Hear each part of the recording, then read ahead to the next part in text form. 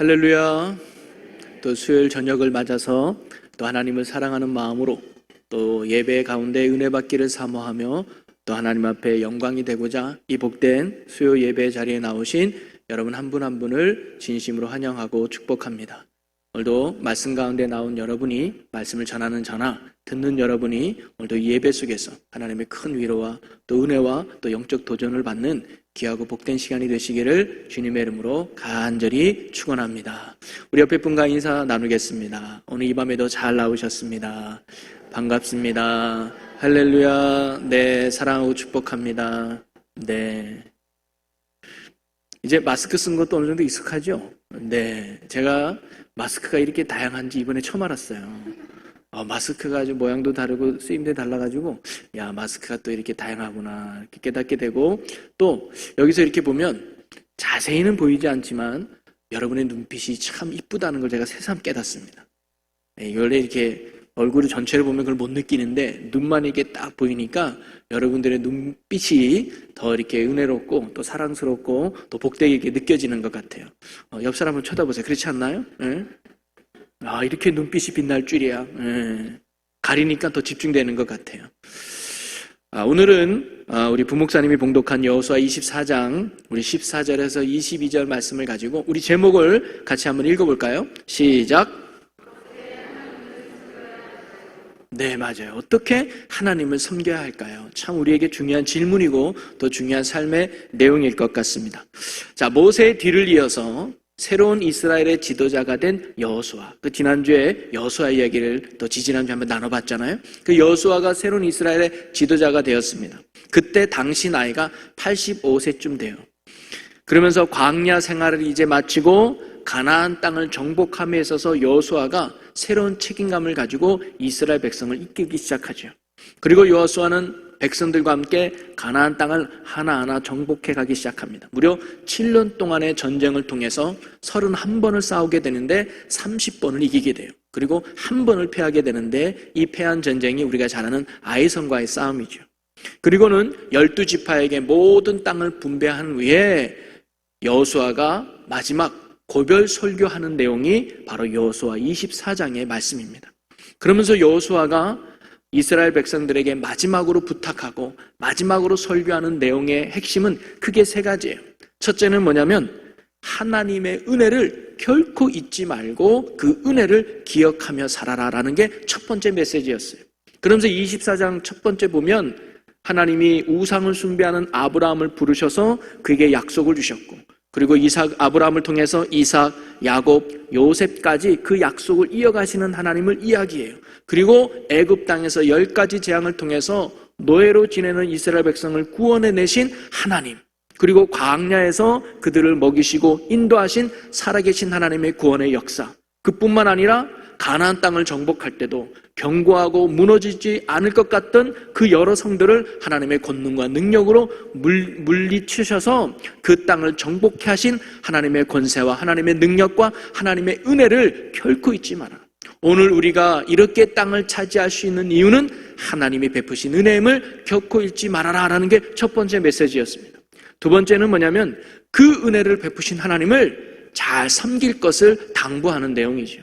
이 15절 말씀입니다. 15절 말씀을 한번 보겠습니다. 같이 읽습니다.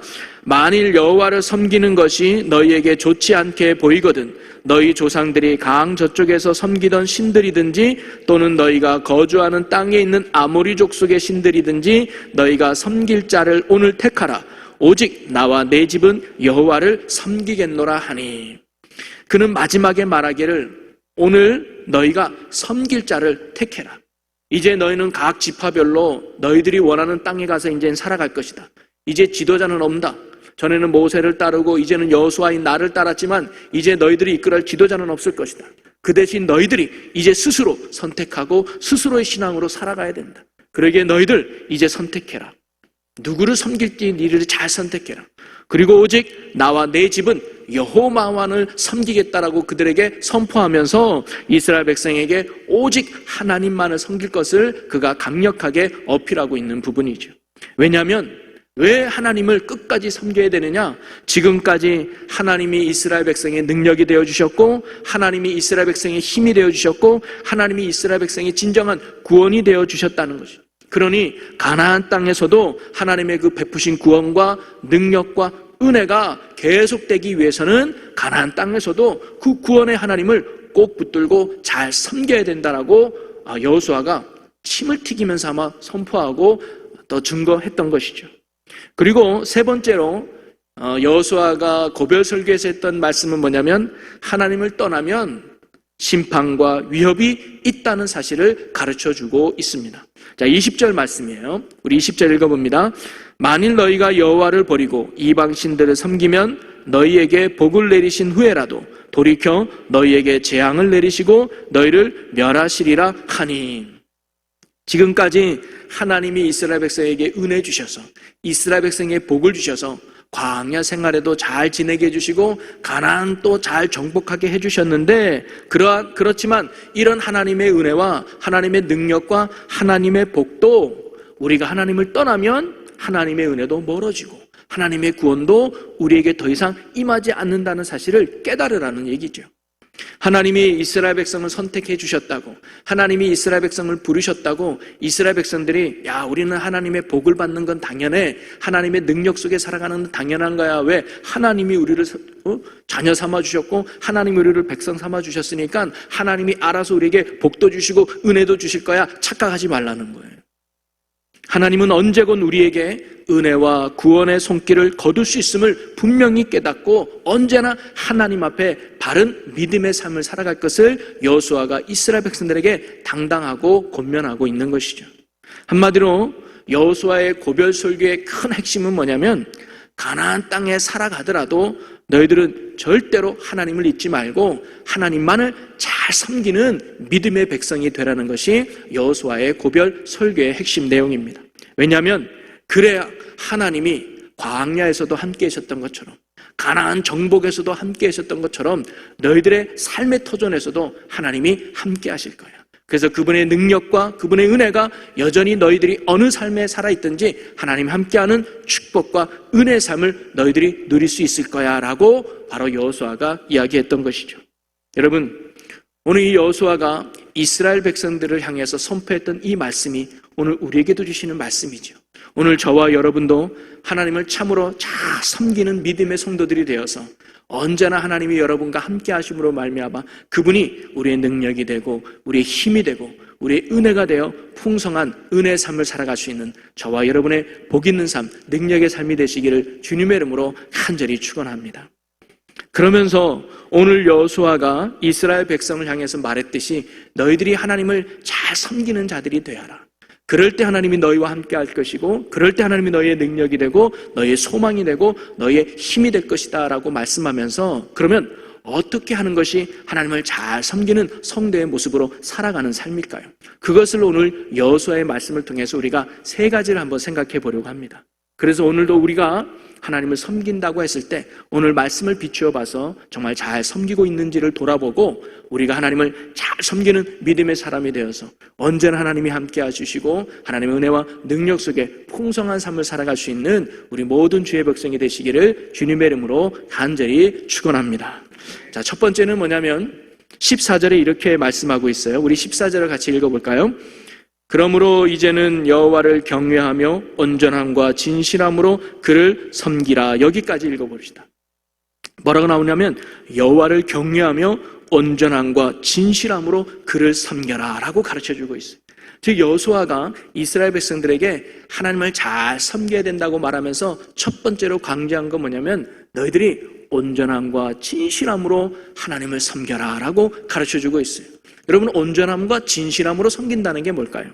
여러분, 온전함이라는 의미는 하나님을 향하여 흠없고 진실한 상태로 사는 것을 말하고, 진실함이란 하나님께 대하여 참되고 충성되며 항상 견고한 마음으로 사는 거예요.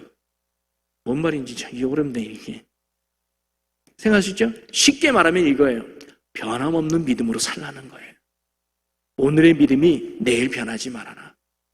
내일 좋다고 하나님을 잊지 말고 내일 못나다고 하나님을 원망하지 말고 어떤 형편과 어떤 상황이 주어져도 하나님을 향한 진실된 변함없는 믿음으로 살아가라. 그것이 하나님을 잘 섬기는 성도의 모습이다라고 여호수아가 지금 말해주고 있는 거예요. 여러분, 가나안 땅에 들어가면 이제는 만나가 떨어지지 않고 농사를 져야 돼요. 농사를 지으면 한 해 풍성하게 열매를 맺을 수도 있겠죠. 그러니 너희들이 혹 잘 나가는 인생이 돼도 하나님을 잊지 말아라. 혹 너희들이 흉년이 들어서 잘 못 나가고 실패 가운데 있다 할지라도 하나님을 잊지 말아라. 언제나 변함없이 하나님께 한결같은 믿음으로 살아가는 것이 하나님을 잘 섬기는 모습임을 우리에게 가르쳐주고 있는 것이죠. 특별히 여호수아는 지금 어디에 서서 이스라엘 백성들에게 말씀을 전하느냐? 세겜에. 그래서 사람들을 모으고 그곳에서 지금 고별 설교를 하고 있는 거거든요. 자, 24장 1절 말씀을 한번 보겠습니다. 여호수아가 이스라엘 모든 지파를 세겜에 모으고 이스라엘 장로들과 그들의 수령들과 재판장들과 관리들을 부르매 그들이 하나님 앞에 나와 선지자라고 말해요. 세겜에 서서 이스라엘의 그 지도자들을 불러 모아놓고 모든 백성 앞에서 지금 여호수아가 하나님의 말씀과 고별 설교를 하고 있는 거예요. 근데 여호수아가 다른 곳도 아니라 세겜이라는 장소를 선택한 이유가 있어요. 그게 뭐냐? 그곳이 주는 역사적 의미이기 때문입니다. 세겜이 제일 먼저 등장하는 건 뭐냐면 아브라함이 하나님의 부르심을 받아서 자기 친척 본토 아비집을 떠나 가나안 땅에 오잖아요. 가나안 땅에 와서 하나님을 만나고 하나님의 약속의 말씀을 받은 곳이 세겜이에요. 그리고 그곳에서 하나님 앞에 처음으로 제단을 쌓은 곳이 세겜이에요. 자, 창세기 12장 6절 7절 말씀을 한번 읽어봅니다. 아브라함이 그 땅을 지나 세겜 땅 모래 상수리 나무에 이르니 그때에 가나안 사람이 그 땅에 거주하였더라. 세겜에 도착했어요. 7절 여러분 한번 읽어봅니다. 시작.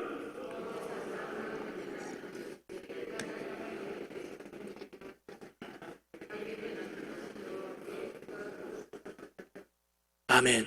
여호수아가 하나님의 약속을 믿고 가나안 땅에 도착해서 하나님을 만나서 다시금 그 약속을 재확인하는 곳이 세겜이에요. 그리고 그곳에서 하나님을 향하여 처음으로 제단을 쌓은 곳이 바로 세겜이라는 것이죠.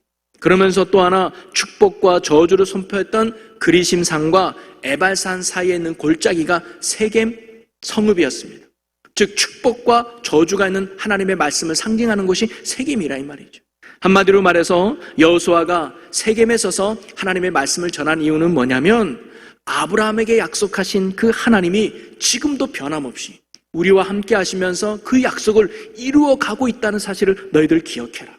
하나님은 오늘도 그를 섬기는 자에게 복을 주시는 하나님이시고 그를 떠난 자에게 저주를 주시는 변함없는 하나님이심을 기억해라 라는 말씀과 더불어서 이제 우리도 하나님을 향하여 변함없는 믿음으로 하나님을 섬길 것을 그가 세겜에서 선포하고 있는 것이죠.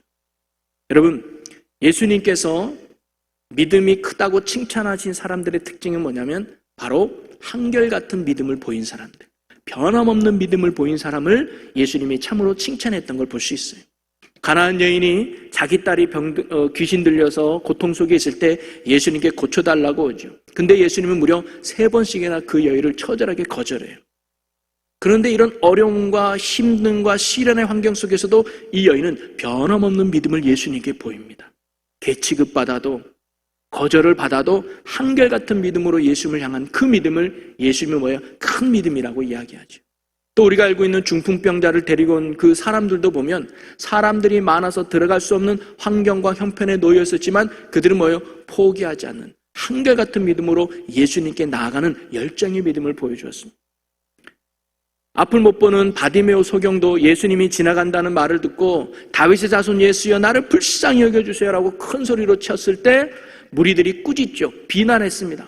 그런 상황과 형편 속에서도 바디메오는 뭐예요? 전혀 주눅들지 않고 오히려 더 큰 소리로 주여 다윗의 자손 예수여 나를 불쌍히 여기소서 하면서 주님을 하여 변함없는 믿음을 보여주었죠. 그 믿음을 보고 내 믿음이 크도다 하며 하나님은 그들의 문제를 해결해 주시고 그들을 구원해 주신 것을 우리가 볼 수 있습니다. 여러분, 오늘도 저와 여러분이 어떤 형편에 있든지 어떤 상황에 있든지 하나님을 향한 믿음이 변함없이 한결같이 하나님을 섬길 수 있는 저와 여러분의 믿음이 되시기를 주님의 이름으로 간절히 축원합니다. 요즘 우리가 코로나로 인해서 신앙생활 하는데 많이 어려움을 받고 장애를 받고 있는 게 사실이죠.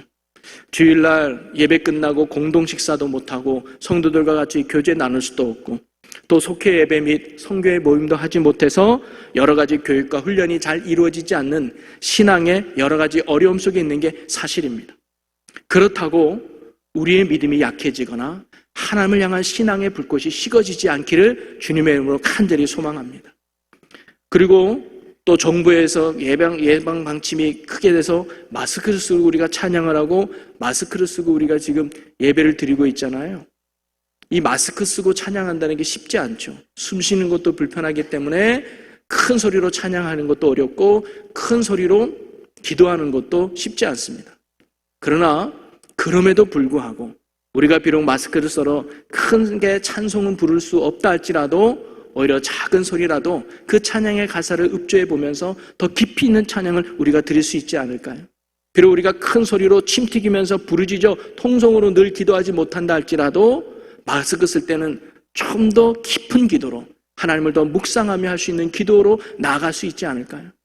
여러분, 코로나가 우리에게 와도 어려운 형편과 상황이 있어도 변치 않는 믿음으로, 한결같은 믿음으로 하나님을 사랑하고 하나님을 예배하고 하나님께 기도하며 변함없는 믿음으로 나아갈 수 있는 저와 여러분의 건강한 믿음, 성숙한 믿음이 되시기를 주님의 이름으로 간절히 축원합니다.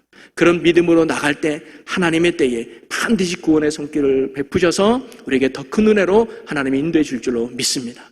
두 번째로 여호수아가 이스라엘 백성을 향하여 하나님을 잘 섬기는 방법이 뭐라고 말하느냐? 우상을 버리고 하나님만을 섬길 것을 당부하고 있습니다. 자, 14절 말씀을 다시 한번 읽어봅니다. 그러므로 이제는 여호와를 경외하며 온전함과 진실함으로 그를 섬기라. 너희의 조상들이 강 저쪽과 애굽에서 섬기던 신들을 치워버리고 여호와만 섬기라. 아멘.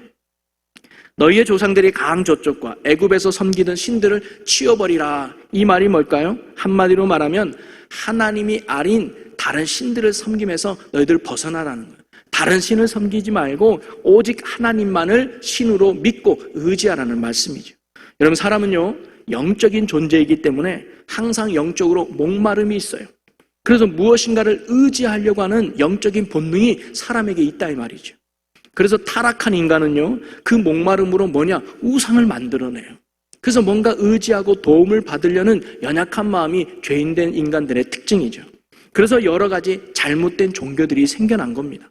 그래서 인류의 역사를 다르게 말하면 종교의 역사라고도 말하잖아요. 사람들이 모이는 곳마다 두 가지를 세운대요. 하나는 왕을 세우고 지도자를 세우고 또 하나는 우상을 만들어내요. 그만큼 인간이 연약하고 부족해서 뭔가를 의지할 수밖에 없는 존재들이 죄인된 우리의 모습이라는 거예요. 그게 잘못된 우상으로 만들어지는 것이죠. 그런데 하나님은 바로 이와 같은 우상 숭배를 싫어함을 이야기하고 금지하고 말하고 있습니다. 그래서 10계명의 제일 계명이 뭡니까? 다른 우상을 섬기지 말라는 거예요. 오직 하나님만을 섬길 것을 하나님이 말씀하고 있죠. 성경에는 우상 숭배를 영적 간음이다라고 표현하고 있어요. 하나님이 이스라엘 백성을 신부 삼아 주셨어요. 길을 잃어버리고 삶의 소망을 잃어버린 이스라엘 백성을 하나님이 사랑하사 신부 삼아 주셨단 말이죠. 그래서 신부된 이스라엘 백성은 이제 신랑 되신 하나님의 사랑과 은혜 안에서 풍성한 삶을 누려야 되는 거예요. 그런데 신부된 이스라엘 백성이 신랑된 하나님을 저버리고 다른 남자를 만나고 다른 바람을 핀다? 그게 뭐예요? 우상숭배라 이 말이에요. 그 영적 간음이라고 성경 우리에게 가르쳐주고 있죠. 여러분, 결혼한 부부 간에도 가장 힘든 게 뭘까요? 외도하는 게 아닐까 생각이 들어요.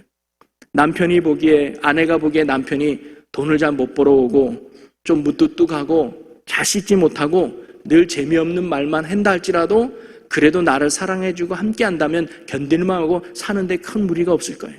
그런데 나를 버리고 딴 여자 만난다? 나를 사랑하는 것이 아니라 다른 여자 사랑한다? 그럼 완전히 관계는 깨어지는 거 아니겠습니까?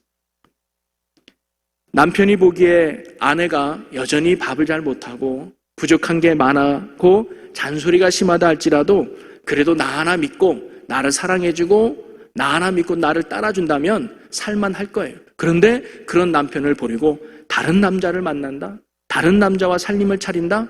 그거만큼 이 남편의 마음을 속상하게 하고 아프게 하는 건 없을 거예요. 그만큼 가정의 파괴는 그 외도에서 오는 것이죠. 신앙의 문제도 여기에 있습니다. 하나님의 은혜를 받지 못하고 하나님의 구원의 열매를 맺지 못하는 가장 큰 문제 중에 하나는 뭐냐면 우리가 하나님을 떠나 우상 숭배에 있다는 것이죠. 그래서 하나님이 가장 싫어하는 것이 뭐냐? 우상 숭배임을 끊임없이 성경에서 우리에게 가르쳐주고 있습니다. 그래서 19절에 하나님이 이렇게 말씀하시죠. 그는 거룩하신 하나님이시요 질투하시는 하나님이시다라고 말하고 있습니다. 질투하시는 하나님이에요. 여러분, 하나님이 우상 숭배를 질투하는 근본적인 이유가 뭘까요? 단순히 나를 떠나서 다른 신을 더 낮게 여기고 더 사랑하는 그 마음이 너무 괘씸해서 속상해서 억울해서 그런 마음에 우상 숭배하는 이스라엘 백성을 향하여 질투하는 하나님이라고 말했을까요? 아니에요. 단순히 나를 떠나서 다른 우상을 섬긴다고 하나님이 속상해하는 것이 아니라 우상을 섬기는 것이 그들에게 망함이 되기 때문에 하나님이 속상해하는 거예요. 한마디로 말하면 우상에는 결코 생명도 없고 구원이 없기 때문에 그 우상을 섬기는 이스라엘 백성이 안타깝고 속상한 마음에 질투하는 하나님으로 표현했던 것이죠. 예레미야 5장 51장 17절에 보면 사람마다 어디섰고 무식하도다. 금장색마다 자기가 만든 신상으로 말미암아 수치를 당하나니 이는 그 부어 만든 우상은 거짓이요 그 속에 생기가 없습니다. 하나님 이외에 모든 사람이 만든 신들과 우상들은 다 거짓이고 그 속에는 생명, 즉 구원이 없다는 거예요. 그러니 가짜를 쫓다가 결국 멸망하게 되는 우리를 안타까워하시며 하시는 말씀이 나는 질투하는 하나님이야. 나는 너희가 우상 숭배하면 너무 속상해. 우상 숭배하면 내 마음이 너무 아파. 그러니 제발 가짜를 쫓지 말고 진짜 구원이 되는 나를 붙잡고 살기를 바란다라는 하나님의 마음이 질투하시는 하나님으로 표현되고 있는 것이죠. 여러분, 오늘 저와 여러분이 하나님이 가장 싫어하는 우상 숭배를 버리고 하나님만을 따를 수 있는 믿음이 잘 좋은 여러분이 되시기를 주의 이름으로 간절히 축원합니다. 그러면 그렇다고 여러분 오늘 우상 숭배하는 분들 안 계시잖아요. 수요 예배 끝나고 집에 들어가면 형상 만들어가지고 오늘도 신이여 잘 계셨나이까? 오늘도 예배 잘 드리고 계셔서 감사합니다. 비나이다 비나이다 이렇게 하시는 분 안 계시잖아요. 단순히 우상은 어떤 형상이나 모양을 만들어 놓고 그 앞에서 빈다고 해서 우상이 아니라는 거예요. 성경에서 말하는 우상의 진정한 의미는 뭐냐면 하나님이 아닌 다른 것을 의지하거나 하나님이 아닌 다른 것을 더 사랑하거나 하나님이 아닌 다른 것을 더 따라서 그것이 내게 복을 주고 그것이 나를 잘되게 하고 그것이 나를 구원한다는 믿음으로 따르는 것, 그게 우상이라고 말하고 있는 거예요.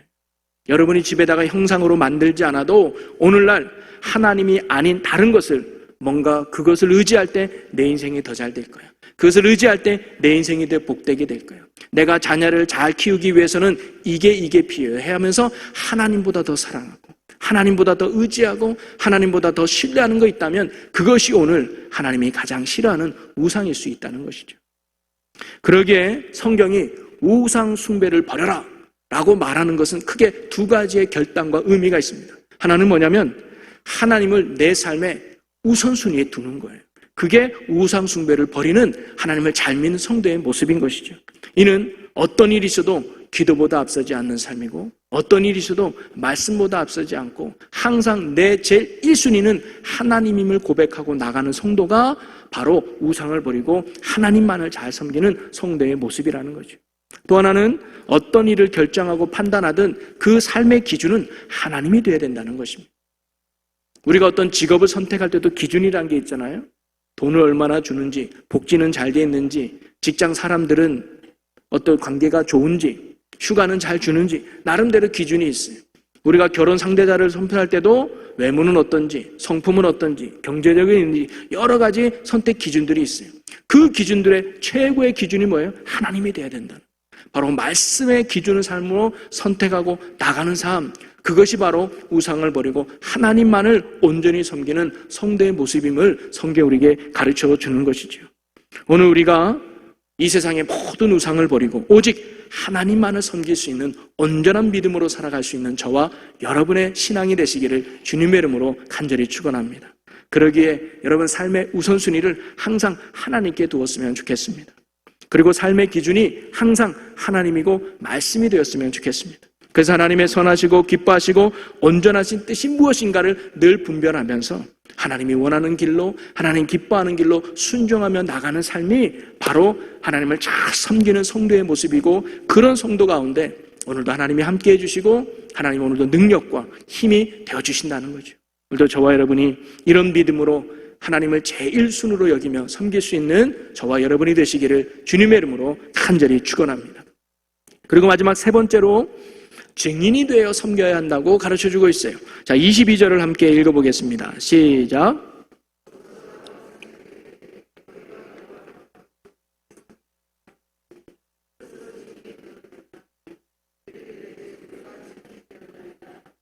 아멘. 여호수아가 이스라엘 백성들을 향해서 이방신들을 버리고 오직 하나님만을 섬기라라고 하나님의 말씀을 전했더니 이스라엘 백성들이 21절에 뭐라고 말하냐면 우리가 여호와만을 섬기겠습니다라고 결단하는 거예요. 알겠습니다. 우리는 이제 이방신을 섬기지 않고 하나님만을 섬기겠습니다라고 그들이 결단하고 고백을 해요. 그리고 이를 들은 여호수아가 뭐라고 말하느냐? 너희가 스스로 증인이 되었느니라라고 말한 거예요. 너희가 이 말한 것이 이제 증인이 되었다라고 고백하는 거죠. 이 말은 무슨 말이 있냐면 너희가 한 말에 이제 책임을 져야 한다는 의미가 담겨져 있는 거예요. 너 이제 여호와만을 섬긴다고 했지, 그 말에 이제 너희는 책임 있는 삶을 살아야 돼라고 말하고 있는 거예요. 책임을 진다는 게 뭡니까? 말한 대로, 약속한 대로 살아가는 것을 의미하잖아요. 바로 이제 이스라엘은 말뿐인 신앙이 아니라, 생각만으로 머무는 신앙이 아니라 행동으로 나타나는 신앙, 삶으로 드러나는 신앙으로 살아가야 한다는 것을 여호수아가 가르치고 말하고 있는 것이죠. 이스라엘 백성이 살아가야 할 땅은 가나안 땅이에요. 가나안 땅은 어떤 땅이에요? 하나님을 알지도 못하는 땅이고, 하나님을 믿지도 않는 땅이고, 하나님을 의지도 하지 않는 불신앙의 땅이에요. 그 땅에서 그 많은 사람들에게 하나님이 알 수 있도록, 하나님을 믿을 수 있도록 그들에게 하나님을 보여주는 증인의 삶을 살아가는 것이 바로 하나님을 잘 섬기는 이스라엘 백성의 모습임을 바로 여호수아가 가르치고 증거하고 있는 것이죠. 여러분, 마찬가지로 우리의 삶도 마찬가지입니다. 우리가 이 땅에서 하나님을 잘 섬긴다는 것은 무엇이냐? 여러분, 우리가 사는 이 세상도 하나님을 알지 못하는 불신앙의 세상이죠. 교회는 바로 하나님을 알지 못하는 이 세상 한가운데 살아가고 있는 것입니다. 그러기에 우리도 이 세상에서 하나님을 보여주는, 하나님을 드러내는, 하나님을 나타내는 증인으로서의 삶을 살아가야 돼요. 그렇게 살아가는 것이 하나님을 잘 섬기는 삶이라는 것을 성경이 오늘 우리에게 가르쳐 주는 것이죠. 저는 이번에 정부에서 교회에 대해서 코로나 예방 수칙을 강화하는 그런 일들을 이렇게 보고되지 않았습니까? 그걸 보면서 아마 여러분들도 많이 생각했을 거예요. 왜 유독 기독교에만 이렇게 큰 잣대를 들이댈까? 왜 교회에만 이렇게 큰 화살을 들이댈까? 다른 단체들은 참 원활하게 하면서 왜 기독교만 이렇게 할까? 이유는 하나예요. 여론이 그렇게 몰아가고 있기 때문이에요. 그러니 정부나 위정자들은 여론을 무시할 수 없어요. 왜? 그게 다 나중에 표가 되잖아요. 여론을 무시할 수 없기 때문에 그들의 의견을 반영해서 발표할 수밖에 없는 게 현 정부와 위정자들의 모습 아닙니까? 저는 그걸 보면서 이런 생각이 들었어요. 그 이면에는 우리 기독교가 너무 세상에 영향력 없이 살아왔구나라는 생각을 하게 됐습니다. 세상 사람들이 교회를 그만큼 불신하고 교회에 손가락질하고 교회를 미워하는 이유가 어디 있을까요? 진리가 잘못돼서가 아니고 예수님이 나빠서가 아니라 바로 예수님을 믿는 우리들이, 진리 가운데 살아가는 우리들이 그들에게 선한 영향력, 복음의 영향력, 은혜의 영향력, 사랑의 영향력을 끼치지 못한 우리의 부족함 때문에 나오는 결과가 아닐까 생각이 들었습니다. 그들은 결코 진리를 알지 못해요. 예수님이 어떤 분인지도 알지 못합니다. 하나님이 누구신지도 알지 못해요. 아무리 우리가 진리를 말하고 진리를 선포하고 진리를 떠들어도 그들은 우리가 믿는 교리일 뿐이라고 생각하는 거예요. 그들이 그것을 지키고 따라야 할 진리라고는 결코 생각하지 않는 것이죠. 그들은 기독교가 무엇을 믿느냐에는 전혀 관심이 없어요. 기독교가 추구하는 진리가 뭐냐? 기독교가 믿는 예수가 누구냐? 세상은 전혀 알려고도 하지 않고 알 필요도 없어요. 근데 세상이 보는 건 뭐냐? 기독교인이 어떻게 살아가느냐를 본다 이 말이죠. 무엇을 믿느냐가 중요한 게 아니라 기독교인들이 어떻게 살아가느냐를 세상이 보는 거예요. 그런데 우리가 그들이 보기에 영향 있는 삶을 살지 못해서, 그들이 보기에 존경할 만한 삶이 되지 못해서 우리에게 손가락질하고 우리에게 욕을 하고 비난하는 모습이 아닐까. 이런 그들에게 야, 진리니까 꼭 믿어야 돼, 진리니까 우리가 지키는 거야 하면서 비진리를 쫓아가는 그들에게 그건 나빴어 라고 소리치고 아무리 대들어도 그들이 어머 그랬니? 우리가 몰랐네? 그러지 않는 거예요. 오히려 기독교인들은 자기 욕심만 챙기는 이기적인 집단일 뿐이야 라고 오히려 더 욕한다 이 말이죠. 여러분, 우리가 진리를 말하기 전에, 그리고 진리를 전하기 전에 먼저 뭐냐? 그들에게 진리 되시는 하나님을 보여주는 삶이 뒷받침되지 않으면 소용이 없다는 거예요. 삶이 뒷받침되지 않으면 결코 세상 사람들은 진리를 받아들이지도 않을 것이고 진리를 들으려고도 하지 않는다는 거예요. 교회 다니는 사람들이, 진리를 믿는다고 하는 우리들이 세상 사람들보다 더 못한 삶을 살아가고 있는데 무슨 진리를 말하고 무슨 그들에게 선한 영향력을 끼칠 수 있겠습니까? 오늘 여호수아는 그것을 우리에게 선포하고 가르쳐주는 거예요. 너희들이 가나안 땅에 살아가면 분명 그들은 하나님을 알지 못하는 백성들일 것이다.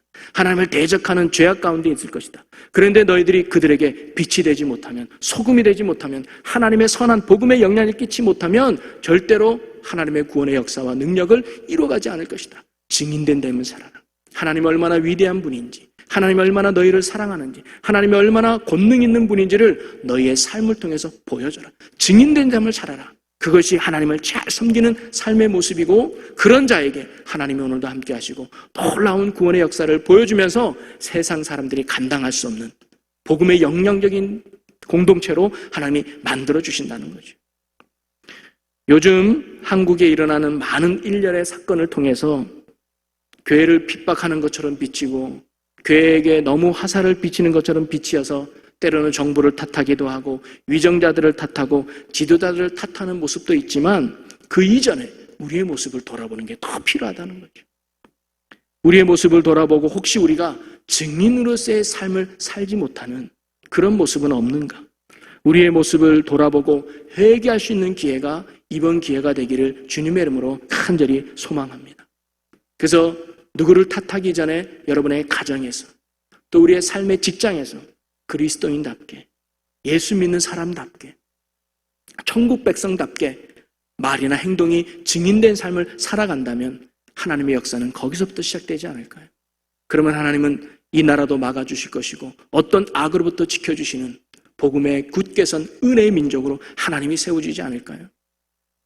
여러분, 하나님은 결코 정부에 의해서 좌지우지되지 않는 하나님이신 줄로 믿습니다. 몇몇 사람 때문에 하나님의 복음이 왔다 갔다 하는 그런 약한 복음도 아닙니다. 하나님이 손 놓고 있을 뿐이겠죠. 그럼 우리는 하나님이 일하실 수 있도록 만들어야 돼요. 그건 다른 게 아니에요. 너가 바뀌면 되는 게 아니에요. 내가 바뀌면 되겠지요. 내가 믿음의 사람이 되고 내가 의로운 사람이 되고 내가 하나님 중심으로 복음의 사람이 된다면 하나님은 나의 믿음을 보고 이 나라를 굳게 붙들어 주실 줄로 믿습니다. 이 말을 전하고 있는 저부터 그런 모습으로 바로 세워져서 여러분이 있는 삶의 터전에서 그리스도의 향기가 되어서 증인된 삶을 살아갈 수 있는 우리 모두가 되기를 주님의 이름으로 간절히 축원합니다. 사랑하는 성도 여러분, 오늘 여호수아는 이제 이스라엘 백성을 떠나야 해요. 더 이상 지도자가 없어요. 여러분, 우리는 흔히 생각하죠. 여호수아는 왜 후계자를 세우지 않았을까? 후계자를 세워서 이스라엘 백성들이 계속 하나님을 잘 믿을 수 있도록 해야지 왜 혼자만 그냥 죽고 지도자를 세우지 않았을까? 이제는 어떤 개인의 지도자 중심이 아니라 각 지파별 중심으로 신앙생활이 필요했던 거예요. 각 주어진 땅에서 하나님의 말씀을 붙들고 하나님을 섬기는 신앙의 운동들이 이제 그 자리에서 일어나야 했단 말이죠. 그러면서 그는 하나님을 잘 섬기기 위해 세 가지를 강조했습니다. 변함없는 믿음으로 살아가거라. 잘 돼도 하나님, 못 돼도 하나님, 언제나 하나님을 향한 믿음을 변치 마라. 그리고 두 번째는 뭐예요? 하나님을 제1순위에 두어라. 어떤 것을 결정하든 어떤 것을 판단하든 하나님 중심이 되기를 바란다. 기도보다 앞서지 않는 삶, 말씀보다 앞서지 않는 삶에 대해서 항상 먼저 주님을 따르는 하나님 중심의 삶이 되어라. 그것이 우상을 버리고 하나님만을 섬기는 것임을 우리에게 가르쳐 줍니다. 그리고 마지막 세 번째가 뭐예요? 무엇보다 삶 속에서 하나님을 보여주고 하나님을 드러내는 증인의 삶을 살아갈 것을 우리에게 가르쳐 주고 있습니다. 복음의 사람으로, 사랑의 사람으로, 진리의 사람으로, 말씀의 사람으로 우리의 가정에서, 우리의 직장에서 살아내는 거예요. 단순히 교회 다니는 신앙인이 복받기 위해서 하나의 삶의 한 부분이 아니라 정말 내 삶과 은혜가 내 삶에서 녹아져서 그들에게 역시 예수 믿는 사람은 다르구나, 하나님 믿는 사람은 다르구나, 이렇게 하나님을 보여줄 수 있는 이런 삶을 살아갈 때 하나님의 구원과 하나님의 은혜의 손길이 우리의 삶에 넘치게 될 줄로 믿습니다. 여러분, 소돔과 고모라가 멸망당한 이유는 결코 죄인이 많아서가 아니에요. 의인 10명이 없어서 멸망당했다는 것을 알아야 돼요. 오늘 이 저녁에도 피곤하고 힘들지만 하나님 앞에 나와 예배하는 여러분이 있기 때문에 이 나라 안 망하는 거예요. 오늘도 교회를 위해서 간절히 부르짖는 여러분이 계시기 때문에 이 제일교회가 앞으로도 계속 세워지는 거예요. 오늘 우리가 믿음에 굳게 서서 흔들림 없이 하나님 말씀 앞에 잘 섬기는 자가 되어서 오늘 우리를 통해서 하나님이 일하실 수 있도록, 하나님이 역사하실 수 있도록 이런 복음과 구원의 통로로 쓰임받는 저와 여러분이 되시기를 주님의 이름으로 간절히 축원합니다. 우리 오늘 말씀을 붙들고 함께 기도했으면 좋겠습니다. 하나님, 우리가 정말 이 땅에서 하나님을 잘 섬기는 믿음의 성도로 살게 하여 주시옵소서. 어떤 상황과 형편 속에서도 주님, 변함없는 믿음으로 살기 원합니다. 잘 된다고 교만하지 않게 하여 주시고, 못 된다고 원망하고 실망하는 자가 아니라 어떤 상황이 있든지 하나님을 향한 통일한 믿음으로 변함없이 살아가는 저희들이 되게 하여 주시옵소서. 하나님, 내 삶에 언제나 하나님을 제일 순으로 두며 살기를 원합니다. 내가 우상을 따르지 않고 하나님만이 나의 진정한 아버지임을 깨닫고 오직 주님만을 먼저 의지하고 신뢰하는 믿음으로 살게 해 주시옵소서. 하나님, 그리고 무엇보다 우리가 증인된 삶을 살기를 원합니다. 아는 하나님이 아니라 보여주는 하나님으로 살아가게 하여 주시옵소서. 내가 믿는 하나님을 세상에 보여주며 증거하는 증인의 삶을 살아갈 수 있는 저희가 될 수 있도록 하나님, 오늘도 성령의 능력으로 함께 하여 주시옵소서. 성령님이 우리를 그런 믿음 있는 삶으로 인도해 달라고